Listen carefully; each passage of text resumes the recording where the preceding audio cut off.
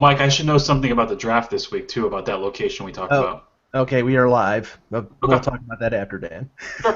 Hey, it um, could be a good tease. yes, there you go. Yes, we are live. We are here on Monday for the webcast, and just wanted to mention something. Just because I'm always into music, and it's somebody who's very popular. Today is the 70th birthday of Eric Clapton, which it just makes me feel old that Eric Clapton is actually 70. Wow, Um, me too, for Yeah, I sure. mean, now I've seen him twice in concert, and I hear that he's probably going to be touring one more time, and then that's going to be it. Not everybody's Paul McCartney, who will probably tour until he's 90. Um, but the unfortunate thing for me, Kevin, is that both times that I've seen him is sort of been after the post Tears in Heaven, like when he became more pop. I've seen him play the Right. blues stuff, but for somebody who has followed Clapton since the days of Cream and Ocean Boulevard and all of his albums in the '70s, you'll sort of want to see more of that and not him play like pop stuff. Have you ever seen him? I have not seen him live, but obviously, I mean, holy cow, like he's reinvented himself several times. That's the true test of a musician, I think. No matter where he's at, he finds a way to rise to the top, and he certainly has done that. But I know what your point is, and it's certainly well taken for those who were early in his career when it was he just was a different musician than he is now, for sure. Yeah, and I will forever hold a grudge against my brother because he had a chance to see, he went to New York to see when Cream had their reunion tour, and I think it was 2005, and I couldn't go. And then he saw Clapton and Steve Winwood play twice when they did their sort of reunion tour, and I didn't get a chance to go. All I've seen him is basically seeing him play Tears in Heaven and Change the World. So I wanted to see some of the more bluesier stuff. But anyway, okay, let's get started here. We have it's Monday, March 30th. We'll go Kevin, Dan, and Josh in that order. All right. Sounds good. All right. Hello, Hockey World. Today is Monday, March 30th, 2015. I'm Kevin Allen of USA Today Sports. I'm Dan Petru. I'm Josh Rimmer. And I'm Michael Agello, and this is the Hockey Buzzcast here on HockeyBuzz.com. Well, gentlemen, we had a very interesting, very eventful weekend. Less than 2 weeks to go in the regular season. We have some pretty good races going on in each conference. We'll start with the East. The Boston Bruins, when you thought they were dead, come back and win a couple big weekend games. And I don't think that they're sort of home and cooled out right now, but they definitely have the advantage with 6 games left to go in the regular season. They win 4-2 on Saturday at TD Garden against the New York Rangers, and then win a big 2-1 overtime victory in Raleigh last night against Carolina. They beat Henrik Lundqvist for 3 goals in the first period and still won the game even after Tuukka Rask had to leave the game with turned out to be dehydration. And Rask came back last night, had 30 saves, and a big victory with David Pastrnak getting the game-winning goal in overtime.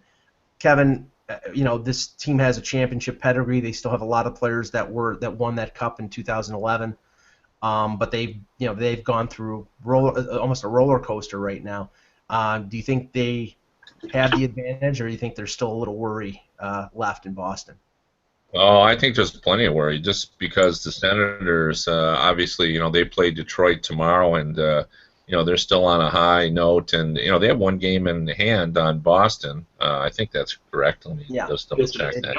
7. Yeah, so they're 3 points. So if you give them a win, and Detroit is really struggling. The Bruins played Detroit as well this week. So I think what those two teams do against Detroit, a struggling team, probably will play a big role in how this kind of all unfolds. And then meanwhile, the Panthers just refuse to die. Like, this is not your older brother's Florida Panthers team. I mean, they keep hanging in there, and Jaromir Jagr has just been phenomenal. I think he has 12 points in his 14 games, and he's +8. I mean, this guy's 43 years old. 43 years old, and the impact he's had on the Panthers, like, they absolutely rave about him. I talked to Eric Goodbranson last week about him, and he just said, the impact in the room, the passion he brings, the way he commits to working out, the way he practices. A guy at that age, shouldn't be, have the level of impact he has. But I'm convinced they're going to make every effort to try to bring him back. And Yager said the other day that he feels like he's got 7 more years. If Chris Chelios could play to 46 and Gordie Howe could play to 52, and Gordie Howe scored 16 goals in his 51-52 year, which would have been his last season. When he was both 51 and 52 years old, Yager could do that. I mean, he plays such a smart game. He's not as good off the rush as he used to be, but he still can play that kind of half-court offensive style where he can set up, and he's got just enough moves to be able to slide by defenders. So, I think this race in the East is still wide open. I think the Bruins probably feel better than they did a month ago because they've sort of figured out, who they are with this sort of new group now, but they just keep getting dinged up by injuries. Every little injury for this Bruins team now is monumental because they're not as deep as they used to be. Yeah, Dan, first of all, I think it's rather amusing that the collective age of the other 2 line mates on Yager's line don't equal his age. He's 43, and right. I think Barkov is 19, and the other guy is 23. So that's pretty strange. But Dan, I was witness to part 1 of the Ottawa downfall this weekend, the 4-3 loss in Toronto on Saturday night, and I mean they had that game wrapped. It was 2-0 after 2 periods, 3-1 with about 13 or 14 minutes left to go. They let Toronto off the hook. Toronto got inspired. Tyler Bozak scores a hat trick in the 3rd period, and then Eric Brewer scores in overtime, and then Ottawa follows up with a 4-2 loss to the Panthers on Sunday. They seem to be a completely different team with a lot less confidence with Craig Anderson in goal rather than the Hamburglar. I mean, they're right now, as Kevin said, they have a game in hand. They're 3 points behind. I'm wondering whether Florida has a better chance to catch the Bruins than Ottawa. But what do you think of Ottawa? Do you think they can recover? I think you hit the nail right in the head there. They look defensively, their coverage with Anderson and net, they look like a completely different team.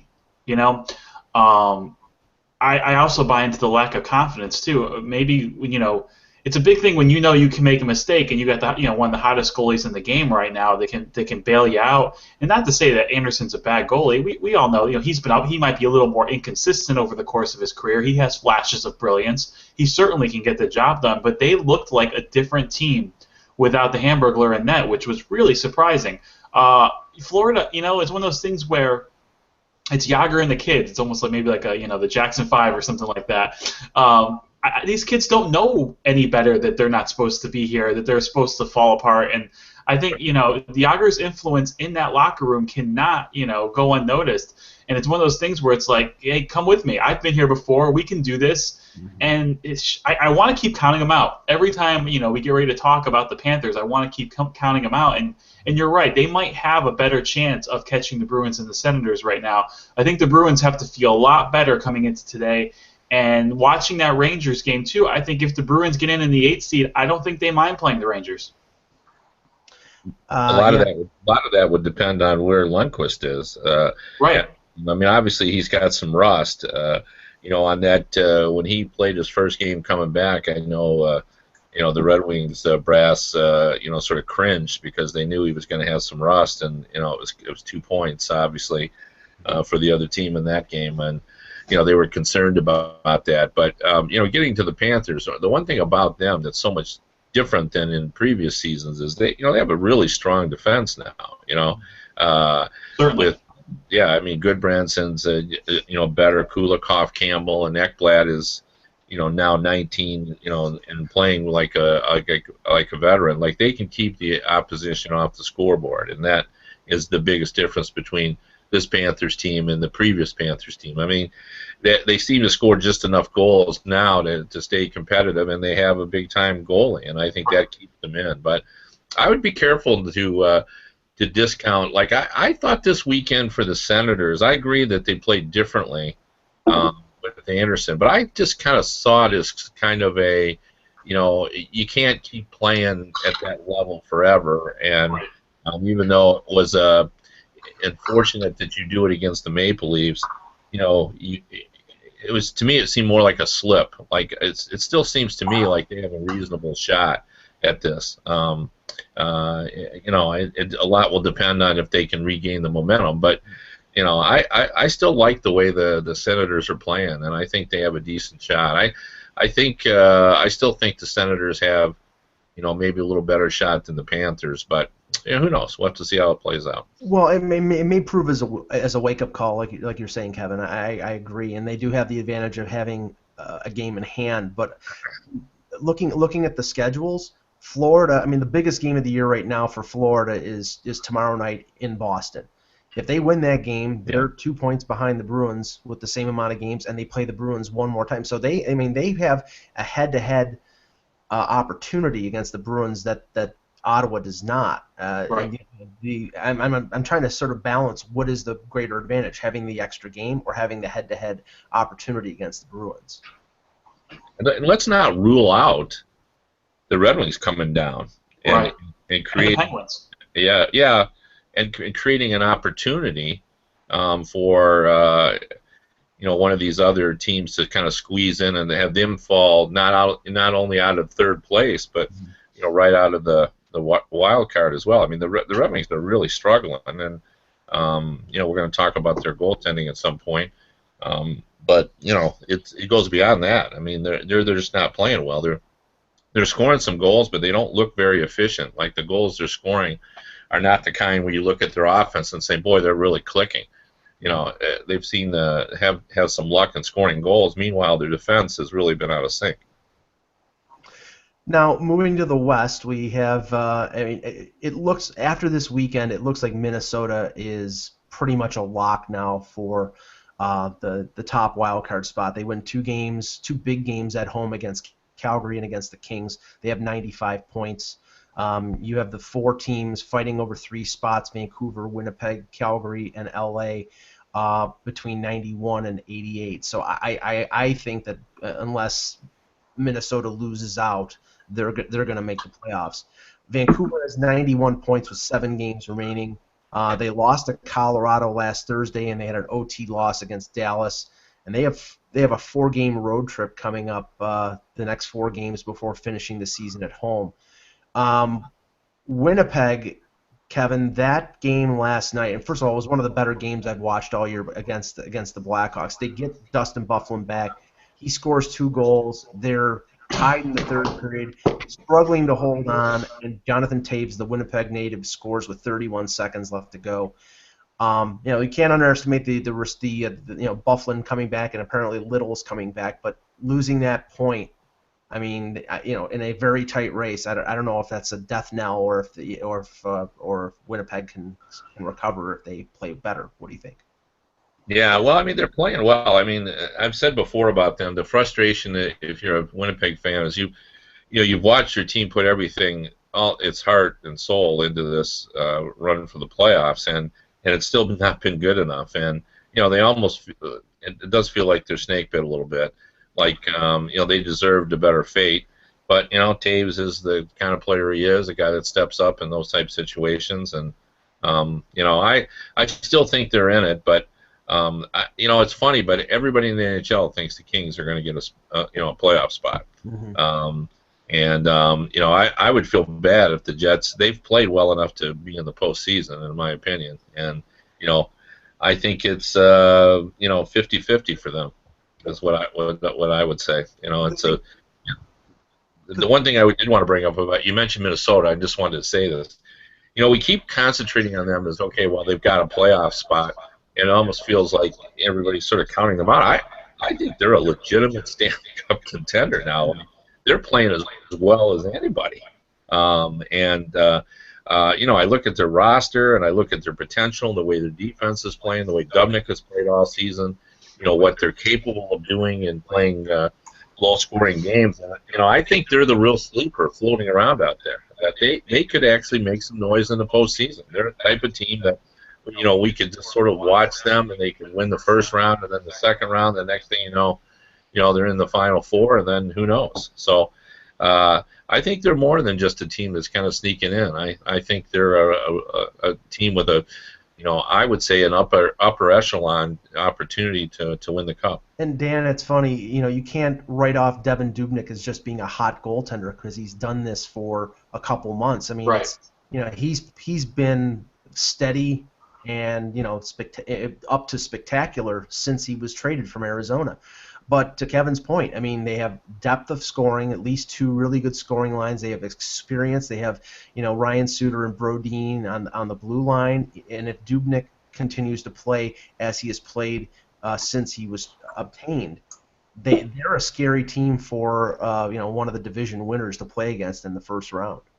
Right, I don't think anybody wants to play them right now, and I noticed too with Dubnyk is the Wild do a great job of letting him see the shot. He's a big goalie to begin with. They do a really good job of structurally in their own zone. They'll give you that shot from the half board to the point or outside the dots. As long as their goalie can see it, and they do a really good job of clogging up everything in between the dots. So Dubnyk has played really, really good. I still am dumbfounded by his play this season, but at the same time, I think the defense and the structure that they have go hand in hand with his success. He's playing great, and they're giving him the best opportunity to make those saves. I saw them play a couple of times, and most recently against the Islanders as well. Islanders had a lot of shots on him, but they did a really good job of making sure he was seeing the puck. And the way he's playing right now, if he sees the puck, he's going to stop it. So that's one of those things where if the Wild get in, I wouldn't be surprised if they knock off a division winner. And if the Kings get in, I wouldn't be surprised if they knock off a division winner as well. One of the points about Minnesota that's worth bringing out is, I think we sort of look at them and we think old Minnesota Wild team, right, which is very defensive oriented, but they got more goals than the Chicago Blackhawks this season. Oh yeah, absolutely. They have some skill up front and untapped skill that's going to get better. Yeah, I agree. I mean, I just think this team.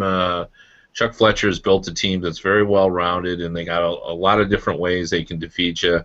You look at their 5-on-5 play. Their even strength, they're plus 33, I think, the last time I looked. They look to me to be a scary team. And I don't know, maybe Mike, you brought it up, but I think when you start listing the teams you don't want to face in the first round, they're a team that's right up there in my opinion. And the funny thing was, I mean, and I just looked at just to double check, they're 1 point behind Chicago. Right.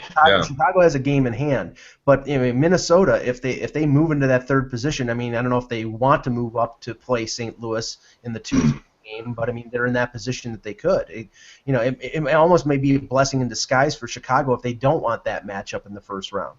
But the one thing that's sort of convoluted about the Western playoff race right now is that. Like I was saying, Vancouver is at 91, Winnipeg at 90, Calgary at 89, and LA at 88. Two of the playoff spots are the second and third spots in the Pacific. Winnipeg, the only way they get in is by the wild card. So that sort of limits their opportunities. I don't think they're going to be able to catch up to Minnesota or Chicago in the Central. But Calgary right now, I mean, they lose to Minnesota, they come back and they beat Nashville. Now they play Dallas in Dallas, third game in 4 nights. I mean, Kevin, I keep shaking my head at this team. I think they're doing it with mirrors. I mean, they have not stopped. Even with Giordano going down for the year, they continue to win at a pace that is incredible.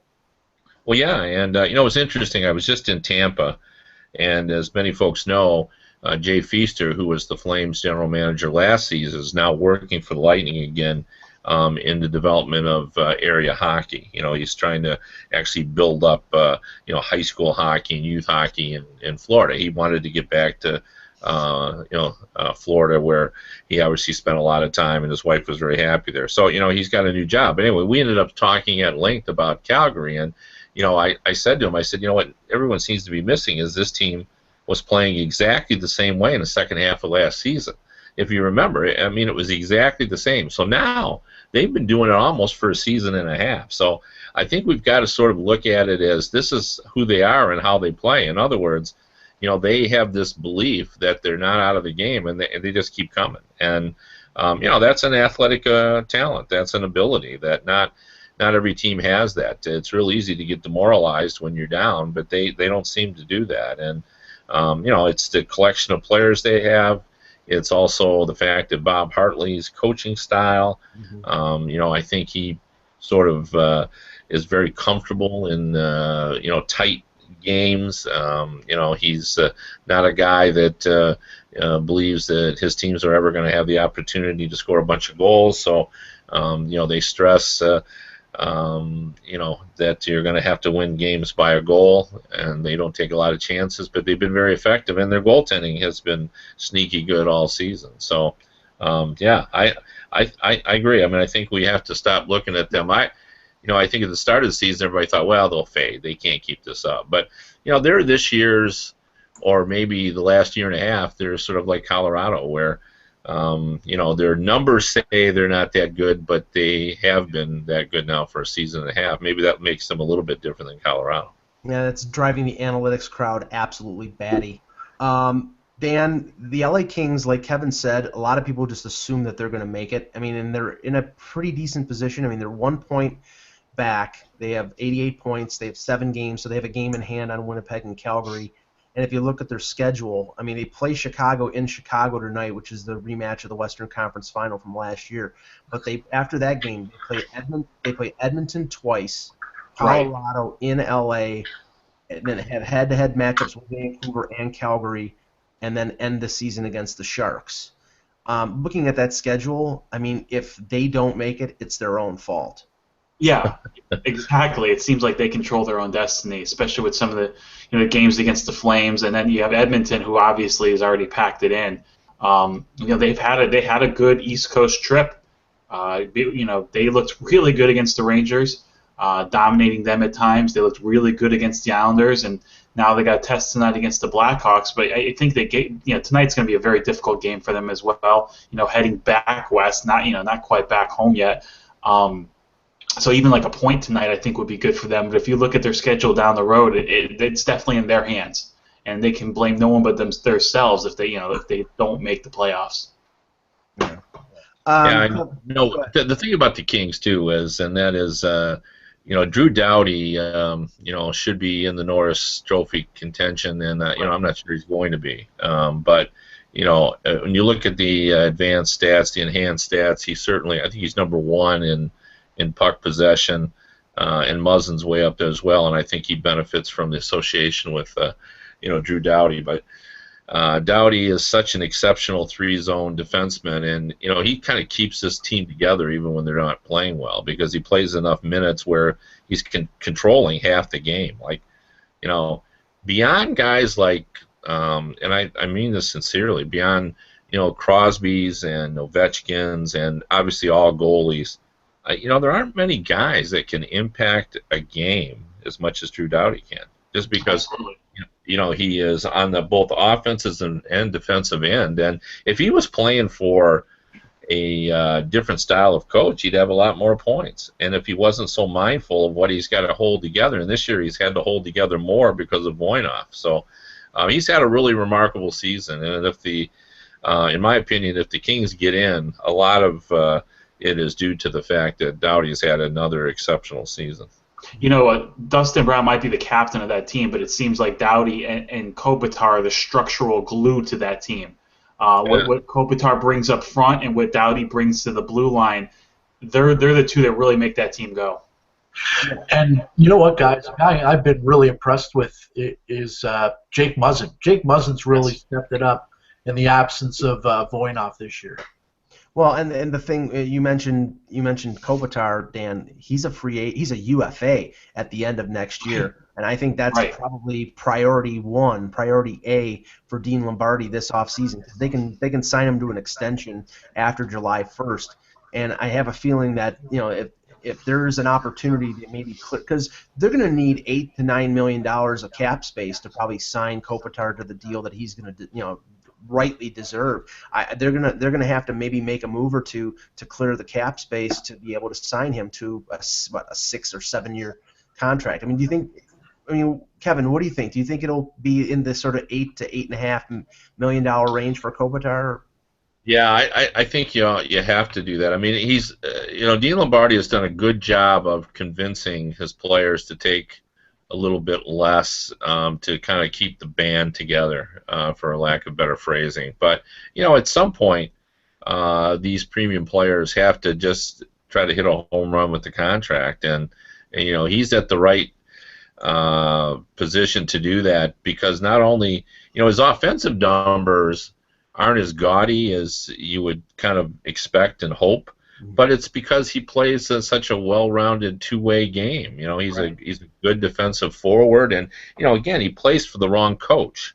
If he played for Alain Vigneault, his numbers would be a lot more fascinating for the people that love stats. But he doesn't. He plays for Sutter, and because of that. But I'd agree with that. First of all, I would say that Dean Lombardi will figure out a way to get him signed. I don't think Kopitar wants to go anywhere. Who doesn't love playing in LA with a successful team, and he likes all of his buddies? However, he's going to have to make some hard decisions. Maybe the Voynov money will end up, Voynov gets traded, and that's where they find the extra dollars, and they bring up and just have to live with a young kid and go that way. But Kopitar's not going anywhere. He's going to be a King.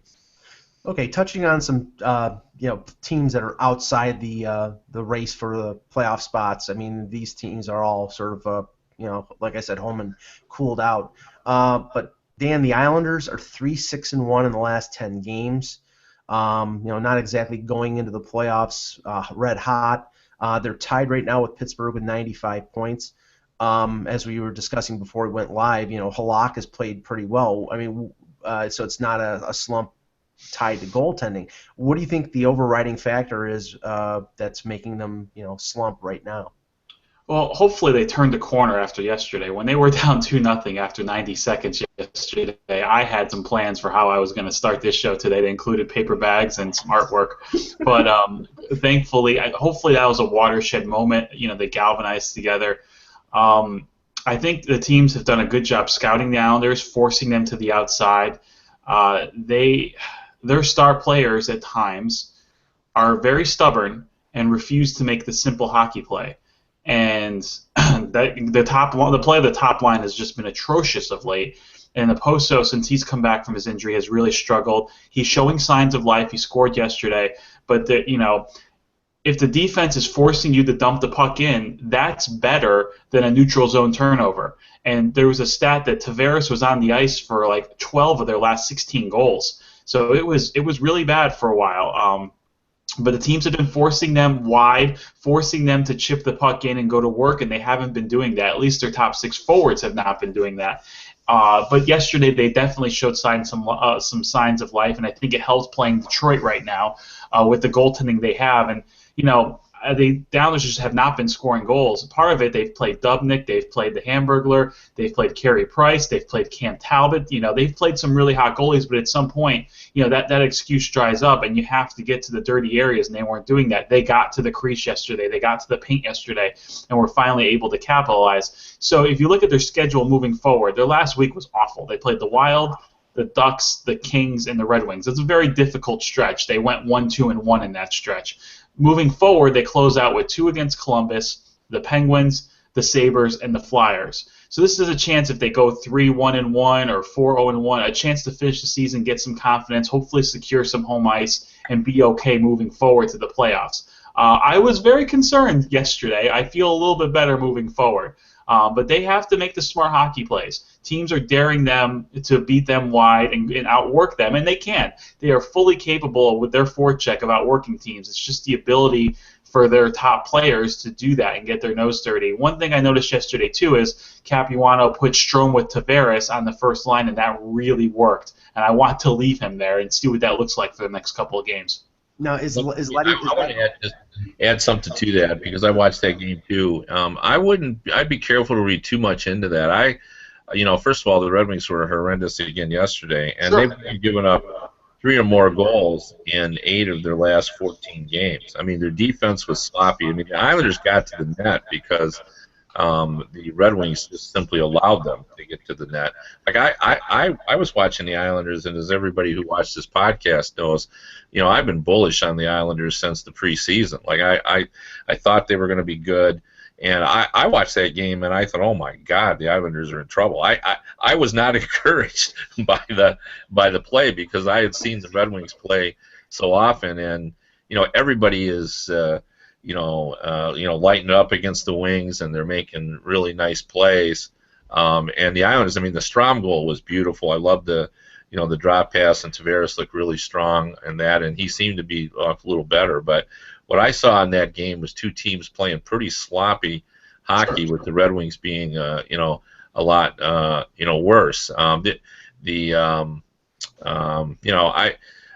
saw the stat during the game yesterday about how Tavares' line mates have fared in recent games, and boy, that was alarming as well. Like, nobody's getting any points, and he's obviously, so that was probably a good, important breakthrough game for him. But I thought both of those teams yesterday, neither one of them looked to me like they're ready to get into the playoffs. Now, Dan, with the return of Opozo, did they move Anders Lee off of Tavares' line? They did. Yeah, they did. He's on the second. He was back with Strome and Nelson. So after Strome moved up yesterday, it'll be interesting to see what they do with that. Just to Kevin's point, though, yes, they were sloppy yesterday, and there's still plenty of work to be done. But when you fall for a team that's been struggling as bad as they are, and you fall down 2 goals 90 seconds into the game, it's encouraging they were able to fight back and get that win. So that's one thing I'll take from that. I've been talking for a while that I'd like to see Tavares with Strome and Lee on the first line, get Grabner out of the doghouse for a game or two, maybe sit Kennedy, who hasn't been that great, and I'd like to see Nielsen, Oposo, and Grabner on the second line. They had some good chemistry in years past. I'm willing to look at that. And then you have Nelson center the third line with Kuhlman and Bailey, and I think that would give them a little bit more structure up front. And the way Strome and Lee have played, I think that would jumpstart Tavares as well, because Strome is very sound in his own end. He's better right now at his young age than Tavares might ever be in his own end. So I think Tavares needs some responsible forwards with him. One last thing, is Letty back yet, or is he still? Yes, he is. Okay. Yes, he is, and he's made a world of a difference. They're still struggling to get the puck out of their own net, out of their own zone, and they weren't. There was small improvements, I'd say, at that point yesterday, but Letty absolutely makes a world of a difference, and this team is better when he's on the ice, and it seems like he's getting back into game shape. There's still a lot of work to be done, and it wasn't great by any means yesterday, but when you fall down 2-0 90 seconds in, it was good to see they were able to come back and win, and with the way their schedule ends their last 5 games, hopefully that'll give them a chance to right the ship and get some confidence going into the playoffs. No, Kevin. I watched the Red and White Authority with you and Art Regner. I think it was on Friday that the new one was posted, and I believe you discussed off the top Jimmy Howard and the way he was playing. Mrazek gets a 4-0 shutout against Tampa Bay on Saturday, then comes back yesterday and allows 4 goals on, I think it was 11 shots, and they pull him and put Howard in the third period. Is there any chance that Babcock would go to an inexperienced Mrazek in the playoffs rather than go with the veteran Howard based on how sort of inconsistent Howard has been this year, or do you think that he would probably just stick with the veteran? Well, I think now it's back being in Howard's court, but I thought going into that game that there was a real opportunity for Mrazek to say, hey, I'm ready. Like, Howard has not been sharp since he's come back from that groin injury, and he'd given up a bunch of goals in the last couple of games, and his confidence was shot. It was almost the best case scenario for Howard because everyone was expecting Mrazek. The difference between Mrazek and Howard is Mrazek has given up bad goals this season, but he's had the ability after he's given up a bad goal to shake it off and then suddenly look sharp the rest of the game. And The willingness or the ability for the Islanders to come back, I thought, fell basically on Mrazek's poor goaltending. Like, he didn't look very good on those goals, to say the least. He looked out of position, over aggressive, and so forth. And so here was an opportunity, I think, if he would have come in and posted another win and stopped the bleeding for the Red Wings, who have just not played well defensively for the better part of a month.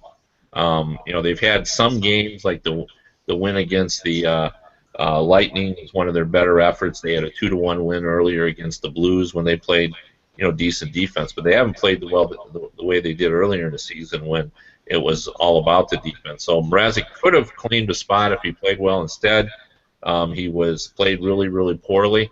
And then Howard, and again, this sort of worked out for Howard. His confidence seemed shot, but because he entered that game without much pressure, because Mrazek had already played poorly, he gives up the breakaway goal, which has been one of his issues all season, giving up, can't stop in the shootout, and even on breakaways, he has not been a consistent performer. So he gives up the breakaway goal, and then the Islanders just didn't put all that much pressure on him. I mean, and he was solid in the few shots that he had to make. But I wouldn't say the Islanders had many great scoring chances against Howard. And really, they've sort of allowed him to sort of get back into it. So now I think we're back on the page where it's Howard's job again because Mrazek didn't grab it when he had the opportunity. Dan, the likely opponent for the Islanders is the Pittsburgh Penguins, and they suffered a rather significant loss on Saturday. It didn't look good when Shane Doan hit Chris Letang in the corner. Letang sort of crumpled to the ice, was escorted off the ice, and it's been determined that he has a concussion. And they said he's out indefinitely. Now, he has a history of concussions, so I wouldn't expect him to be back quickly. I don't know if that means a couple weeks and he'll play in the playoffs, but we'll see. I mean, I think obviously his health is more important than the playoffs. For himself and for the team, but it is a big loss for them, especially when they've lost Mata and they've had Ehrhoff has been in and out of the lineup because of injuries as well. Right now they're tied with the Islanders. I mean, the prospect of playing Pittsburgh without Letang, to me, I think it swings the advantage in favor of the Islanders. Yeah, well, we'll have to see. It's a huge loss for the Penguins, and obviously, with someone with a history of concussion issues, you can't expect that he'll be back quickly. You hope it's a 1 or 2 week thing, but you never know. And for a team that's struggling right now, I know they got a big win last night, but a team that's struggling and at times offensively, with the lineup they have, the inability to score goals right now, and you take Letang out of it, that's obviously a huge loss. So you hope that he's back and ready for the playoffs. But man, if you look at this team, I obviously last night was a huge 2 points for them. But where is this team headed? They really keep falling down and down and down. It's like the Islanders have struggled as well, but at the same time, the Penguins only gained like 2 points on them in the 10 game span as well, because they've just been struggling so much. So when do they bottom out as well? Do they bounce back at some point too and finish strong? It almost looks like right now when the Islanders play the Penguins in a few weeks, that might determine home ice advantage in that playoff matchup, unless these teams continue to struggle and Washington catches one or both of them.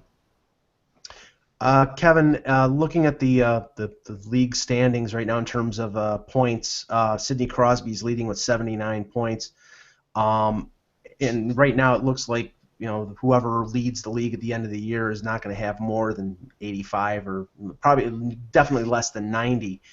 That makes it even more impressive that Alex Ovechkin scored 2 goals yesterday against the Rangers and now has 49. He's 9 ahead of Nash, 9 ahead of Stamkos. I didn't expect him to do this in a more strapped-down defensive system under Barry Trotz. I mean, to me, it's rather amazing.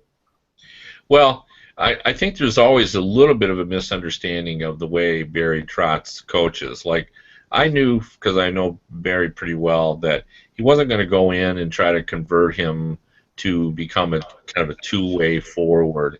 I think all that he really was going to do was come in and say, look, you've got to be mindful of your defensive responsibilities, and if you do that, it really won't diminish your offensive ability, because he's never had a player like Ovechkin, so he was not going to do anything. He was not going to put a governor on his ability to roar up the ice.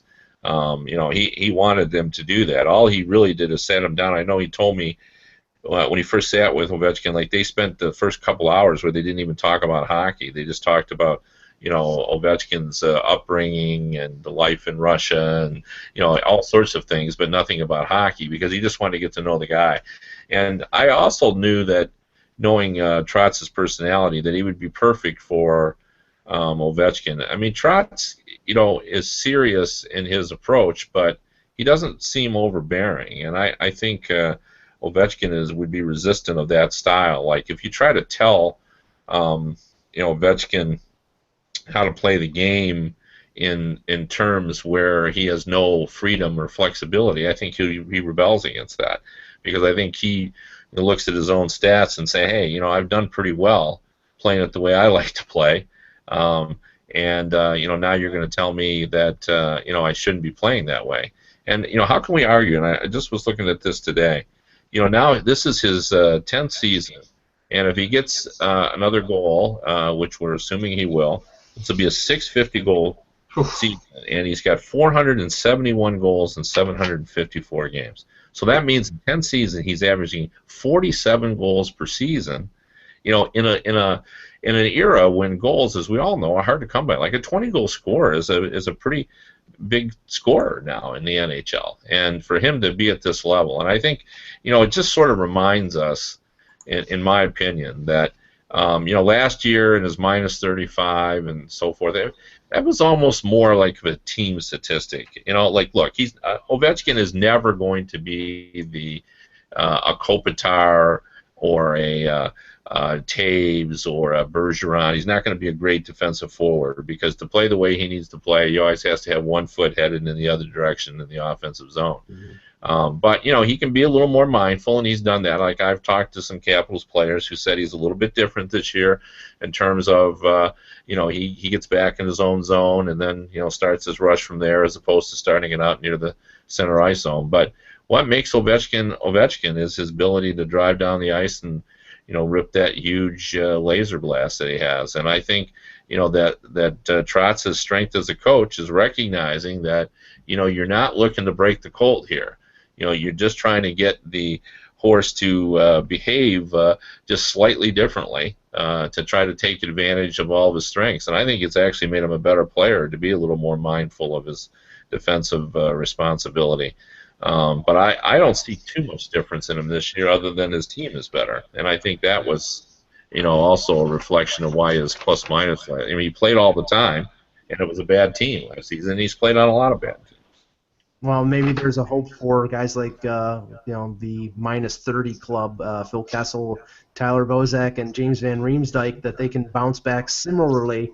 I think a couple of those guys are going to be playing with other teams next year, but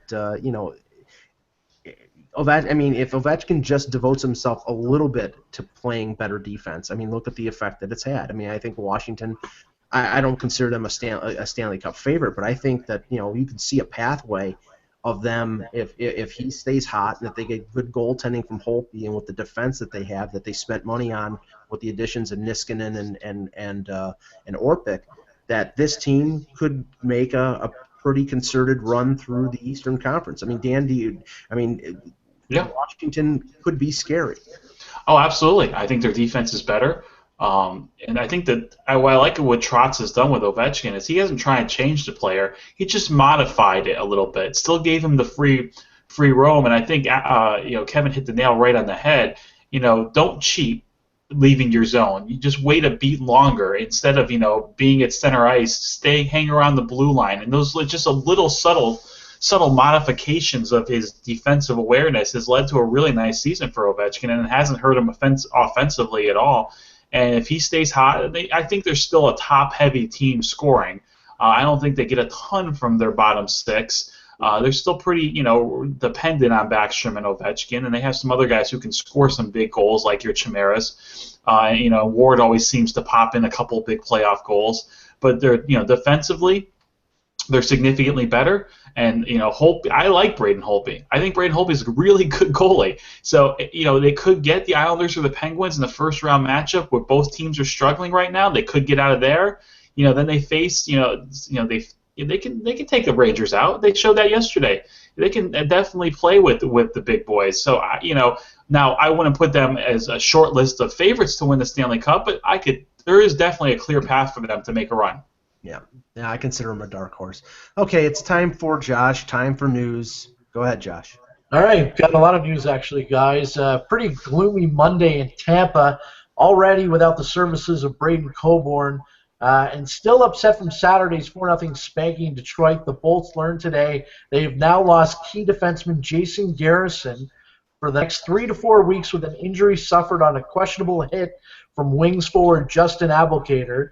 The Lightning also announced that fellow blue liner Andre Schuster would miss 1 to 2 weeks. Both he and Garrison are listed with upper body ailments, and now Tyler Johnson is also nursing something, but he's only considered day-to-day. Yeah, Coburn, from what I heard, Coburn could be back in the middle of the first round. But if Garrison's out 3 to 4 weeks, that's the entire first round. That's going to be tough. They may benefit from the fact that they could play an easier opponent in the first round, but no opponent is going to be in these playoffs if they have without 2 of their better defensemen. That's just going to put more weight on guys like Stralman and Hedman. That's tough. They've lost, I think, at least more than half of their defensemen for long periods of stretches this year. And they're still hanging on. Their play hasn't, with all those injuries, they're still hanging on. Well, so good goaltending gets you, and Stevens. It does. Having Stevens. Yeah. Well, Garrison had really been sort of the unheralded member of that defense. Stralman has been so exceptional this season, and when I was down in Tampa and doing a story on them, Cooper brought up a great point that they identified their problem last season. Against the Canadians, beyond Bishop being injured, was the fact their defense wasn't mobile enough and their team wasn't experienced enough in the playoffs. So when you factor in, Garrison, Matt Carl, Coburn, and somebody else, they had 4 players that had been in the finals. And they had four defensemen that had been in the finals. And Cooper said that Garrison has sort of been the unheralded guy because, Stralman's had such an exceptional season. Everybody pays attention to him, and Boyle's been a factor as well. But Garrison has been just as big a factor, and he's been better defensively. Like, you think of Garrison, you think of the big shot from the point. But he's actually, played in their top 4 and been pretty effective defensively. So, that's a real deep team, and they might be able to overcome that. But that's a lot. Garrison's been a pretty important factor for that team. Go ahead, Josh. Some Flyers update here. In Philadelphia, Ron Hextall announcing a few minutes ago injury update to the media about a couple of defensemen following practice at the skate zone. Luke Schenn is unlikely to play the rest of the year. He'll give a final medical information when they have it. Mark Streit is at home with his ill relative. He will be back tonight. Streit did miss the first game of the season, his first game of the season on Saturday against the Sharks with flu-like symptoms. Yeah, non-playoff team. They're probably going to shut players down if they're even have tweaking injuries. I know that Toronto did that with Robidas and Polak a couple weeks ago, so not a big surprise. And teams like Buffalo and Arizona shut down Hansel and Botker in the last month. They might have been able to play if they were in a playoff race, but obviously with the other race going on, they're going to play. They're going to make sure that their injuries are taken care of right now. And we have that big Buffalo-Arizona game tonight, Dan. If you have a paper cut, you're going to get shut down by one of those teams right now. Exactly. Go ahead, Yep. Jeff. Yes, in Ottawa, Andrew Hammond confirmed today it's been an injury to his back that has forced him from action over the last few games, but he's now healthy enough for a return to the Senators' crease. Both Hammond and Craig Anderson, who was saddled with the loss Sunday versus the Panthers, practiced in full but head coach Dave Cameron didn't reveal who would get the start Tuesday versus the Detroit Red Wings. Yeah, it's an injury from carrying the entire team on his back. Yes. Backstreet. Go ahead, Josh. All right. In St. Louis, regulation or overtime win tonight over the visiting Canucks will give the Blues a spot in the playoffs for their 4th straight season. And to help their chances, forward TJ Oshie will return to the lineup after missing Saturday's 4-2 loss to the Blue Jackets with the flu. Hitch said Alex Steen feels a lot better today, but he remains day-to-day, moment to moment. Well, Okay. getting Shattenkirk back, getting Oshie back. I mean, the indications on Saturday that Steen was hurt more than a day-to-day thing. I mean, if it's just that and he's back well before the playoffs, the only question with me regarding the Blues is their goaltending. And until I see Elliott get them through a round, I'm still going to be skeptical. Yeah, well, I mean, you're not alone in that regard. I'm always philosophical about that. I just have covered the league so long, and and people have forgotten that Ed Belfour, they questioned him, and now he's a Hall of Famer, and I've just heard it so much where they tell you won. Well, I've seen some pretty great goalies that haven't won a cup, and I've seen goalies that have won a cup who I didn't consider great goalies. So, I understand your concern, but Elliott's been good for a while now, and even Jake Allen has been pretty impressive at various times. So I think it's good enough to contend.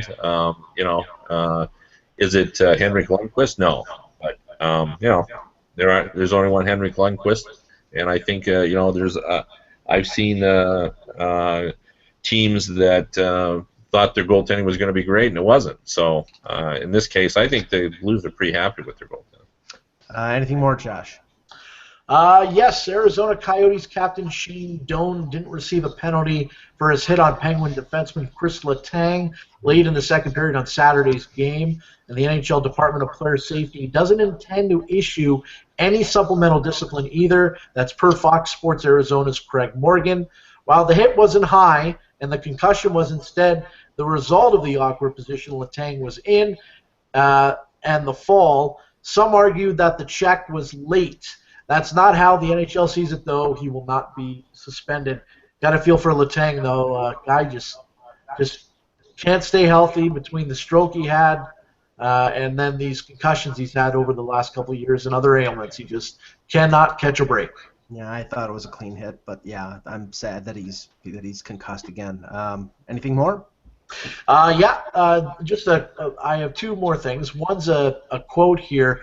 I just wanted to share this with you. I thought that was funny. Hitch is always the best, by the way, and you always get the best quotes from him. Hitch said, this is per tweet from Jeremy Rutherford. He said, St. Louis haven't scored a first-period goal in 9 straight games. Now, he asked Hitch to evaluate that statement and his team's start. Hitch replied, the blank, but it rhymes with Pitts. Okay, and lastly? Lastly, you guys remember Andre DeVoe, former Maple Leaf? Yes. Well, DeVoe has been playing in the Swedish Elite League. That has come to an end because of his poor choice of when to attack another player on the team, which happened prior to the game in the pregame skate. I want you guys to take a look at this as DeVoe has been released from his contract, terminated for this action, which I'm about to show you.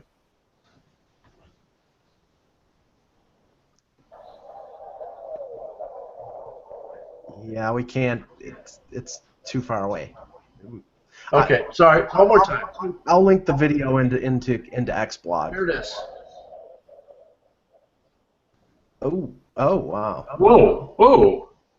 Yeah. Was that during warm-ups? That's during warm-ups. A two-hander, and he skated into the guy and did one of the Phil Kessel challenge, although it was a lot harder.